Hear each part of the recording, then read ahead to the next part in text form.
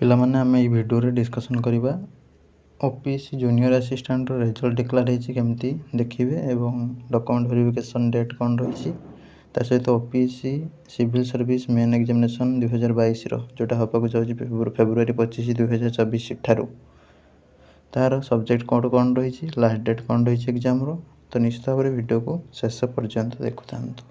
नमस्कार दोस्तों, इस वीडियो को लाइक करें, हमारे चैनल को सब्सक्राइब करें, इस घंटी के आइकन को दबाएं, ऑल सेलेक्ट करें हमारी सभी वीडियो सबसे पहले देखने के लिए। पिला माने तुम ओडिशा पब्लिक सर्विस कमिशन तरफ नोटिस रही 17 फेब्रुआरी तुम ओसीएस मेन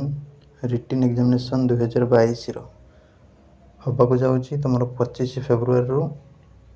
3 मार्च भितर ठीक अच्छे तुम सब्जेक्ट कोड जोटा सब रही ओडिया लैंग्वेज कोड रहा 1 इंग्लिश लैंग्वेज रहा 2 एसए रहा 3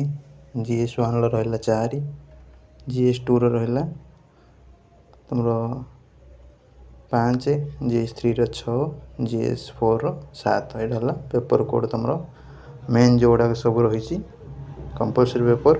तार सब्जेक्ट कोड तापर ऑप्शनल कथा कहबा बोले ऑप्शनल तुम सब्जेक्ट कोड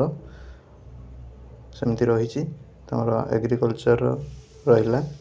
पेपर 1 रहा 8 एग्रीकल्चर पेपर 2 रहा 9 ठीक अच्छे एग्रीकल्चरल इंजीनियरिंग 10 तापर 11 डिटेल्स तुमको मो टेलीग्राम रे शेयर कर दूँगी ठीक अच्छे तो निजर पेपर कोडटा देखीदेव आम टेलीग्राम लिंकटा कमेंट बॉक्स रे दूँगी देखिबो तापर आउटे मध्ये थरे कहि रखिबा कि तुम ओपीएससी जूनियर आसिस्टेंट रिजल्ट मध्य आसी जाइए